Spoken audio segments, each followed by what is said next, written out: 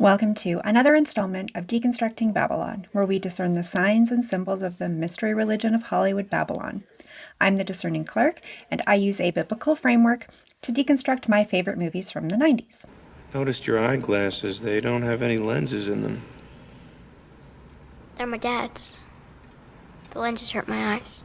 I try to vary my movie selections based on genre, switching between drama, comedy, action, sci-fi, family, and more. But often we see genres blended or blurred, as we've seen with some of my more recent choices. And that's the case again today with today's selection. Hollywood obviously wants their projects to appeal to as wide an audience as possible. But sometimes, especially with dark comedies or satire, they end up alienating even their target audience. And Serial Mom is one of those situations. Creator John Waters is known for putting out quirky, niche, even off-putting satire dark comedies. My favorite film of his is Crybaby, and that movie is most definitely on my list to deconstruct.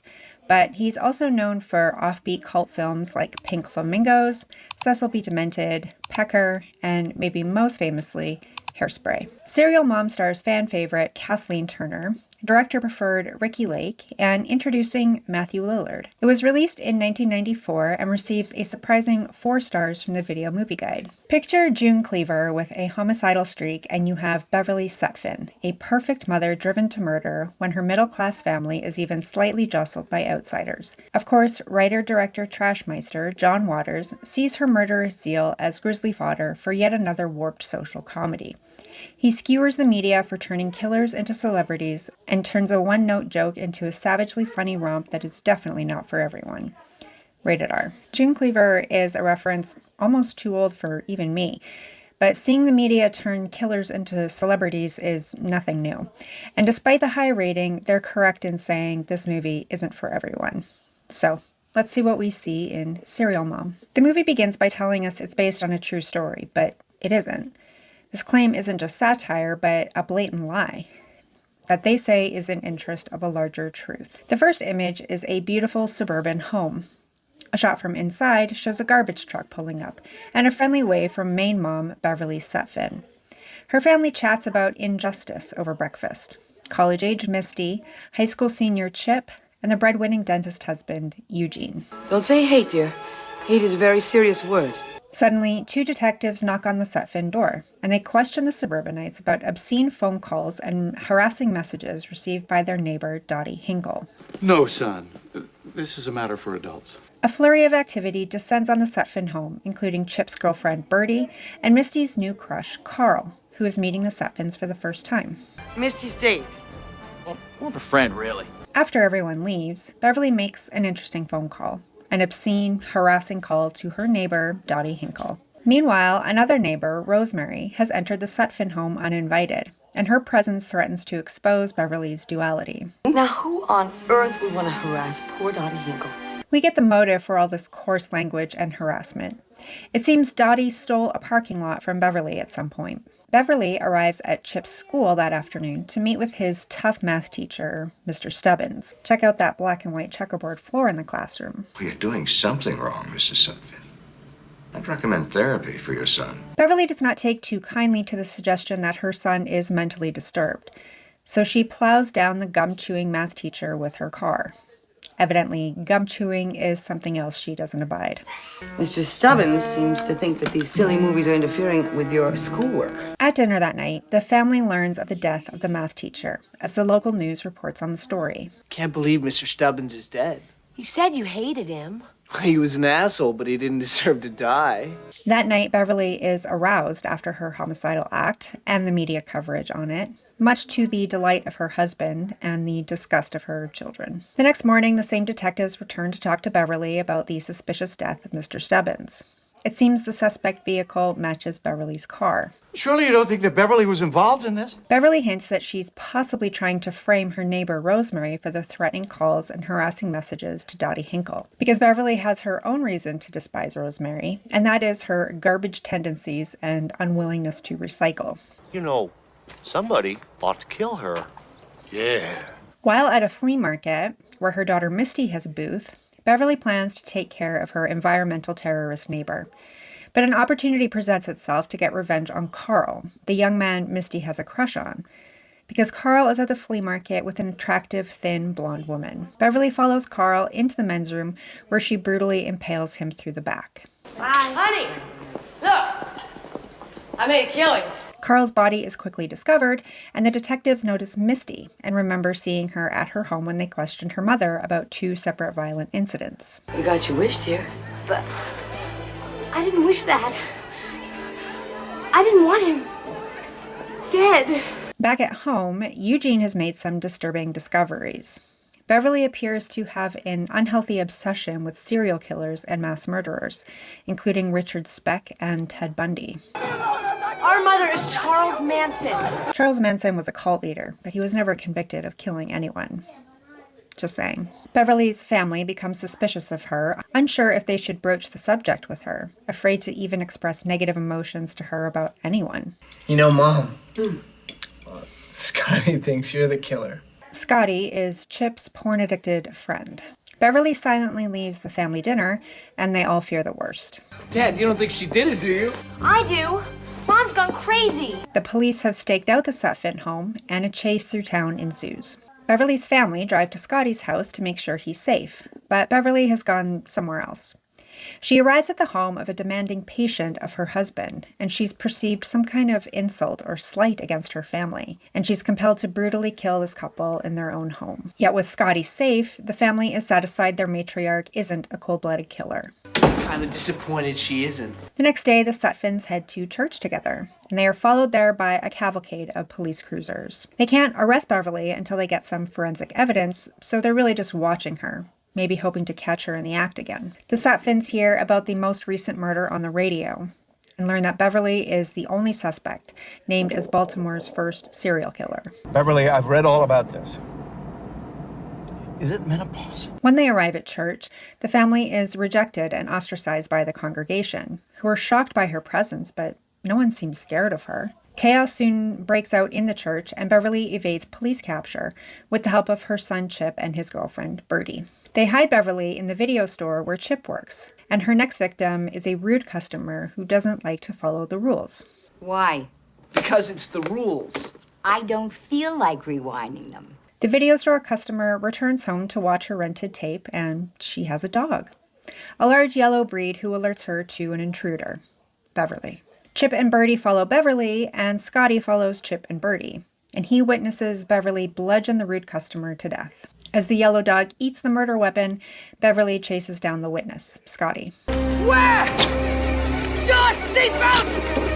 It's the law! Her main gripe with Scotty is not that he's porn addicted, it's that he never wears a seatbelt. Dear God, I promise I'll never watch another sex film again. The conviction hits hard when you're being chased by a serial killer. Scotty drives into the city and escapes into a club where a live band is playing. The place is packed with a lineup outside on a Sunday afternoon. That's weird. The people at the club and waiting to get in already look to Beverly like a celebrity. Hey, you're Serial Mom. Yes, I guess I am.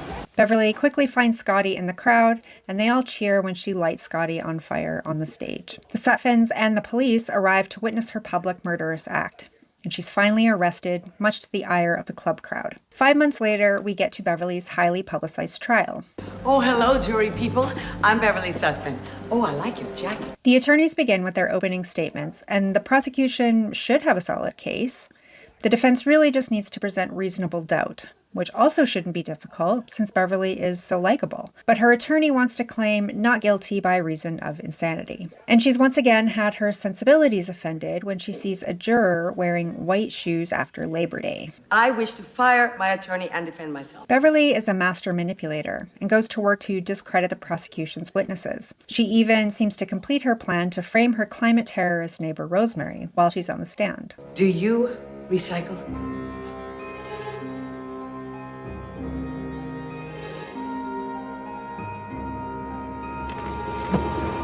No. Meanwhile, Beverly's family is profiting from all the press and attention on the case.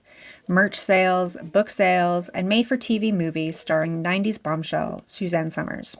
I only hope I can portray Serial Mom's life on the TV screen with the proper dignity that this feminist heroine deserves. The jury deliberates for 2 days before they bring back a verdict of Not guilty of all charges. While Beverly is thrilled to be going home, her family are a bit more hesitant, though they seem supportive of her. And with her newfound freedom, Beverly can't help but seek vigilante justice on the white shoe-wearing juror. You can't wear white shoes after Labor Day. The movie ends with a gruesome discovery and some text claiming that the real Beverly Sutphin didn't cooperate with the making of this film.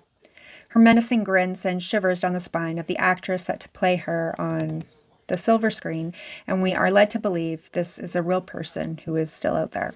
I suspected a satirical film would be very difficult to deconstruct, given the ironic and sarcastic tone that often accompanies. But there was clear duality written all over it, especially in the Beverly character. She was the protagonist, but also the main villain. The antagonists were varied, unpredictable, and vague. Her victims seemed to come out of nowhere, and for no apparent motive. Beverly's demands for her own murderous justice is skewed based on her own perspective. But she doesn't kill people who slight or insult her personally. She's only looking for justice for the members of her family. Her son's math teacher and a rude customer from his job. A patient and his wife of her husband who won't listen to his wise instruction as their dentist. And a man that her daughter likes, but he doesn't return the same feelings and is honest about it. He doesn't lead her on, but he does go out publicly with another woman, which is too much for Beverly to bear. The only victim that seems to have it coming is Scotty, but not for his debased mind, for his lawlessness. But it's otherwise unclear what he's done to deserve to die. Even in the end, the lawless juror is only breaking etiquette, not a real law. But the duality with Beverly is there all along. There isn't a catalyst suddenly that causes her behavior to escalate. It seems she's always had a peculiar interest in serial killers and mass murderers. But it makes me think about all the true crime podcasts and Netflix adaptations that have come out recently that appeals to mostly middle-aged women and housewives. Something that always interests me is where a movie takes place. Typically, we see 90s movies in either New York or LA. This one is in Baltimore, Maryland. Now, John Waters is from Baltimore, and I'm pretty sure almost all of his films take place in Baltimore. Just like M. Night Shyamalan places his films in Philadelphia, an homage to his hometown. Maryland is a fascinating place. One of the first states in the Union, it was originally founded as a refuge for Catholics from Europe, desperate to escape the clutches of the Church of England and have their own religious freedom. And that's clear in the name, Maryland, Mary's land. As we know, the Roman Catholic Church venerate the mother of Messiah, and this was their refuge in a new land. So while it was created as a space for religious freedom, it has since become a majority Protestant place next door to the political city-state of the District of Columbia, placed firmly between Virginia and Maryland. Virgin Mary. As we know, the Roman Catholic Church is a massive player within the mystery religion and has worked for hundreds of years to deceive millions of people and keep them worshiping a false god and not the God of the Bible. Perhaps Serial Mom really is just a social commentary on how the media turns maniacs into celebrities. Perhaps it's meant to show how the least likely person can end up committing horrendous acts. Perhaps, despite the knowledge it isn't based on a true story, it very well could be. Female serial killers are rare, but they aren't impossible. And while Beverly's motives seem unclear, maybe she was just protecting her family from hurt feelings. Maybe she really wanted to be famous, like the murderers she seemed to admire. Except they aren't really famous. They're infamous. And nobody knows their name until they get caught and ultimately brought to justice, even if the justice divides the opinion of the masses. Well, that's enough for today. Give the video a thumbs up if you agree and a thumbs down if you disagree. Please comment below what you think I missed with this one, and to recommend any 90s title you'd like me to deconstruct in the future. Subscribe to the channel if you'd like to see more content like this, but don't follow me. Follow the one who saves you. And until next time, keep looking up.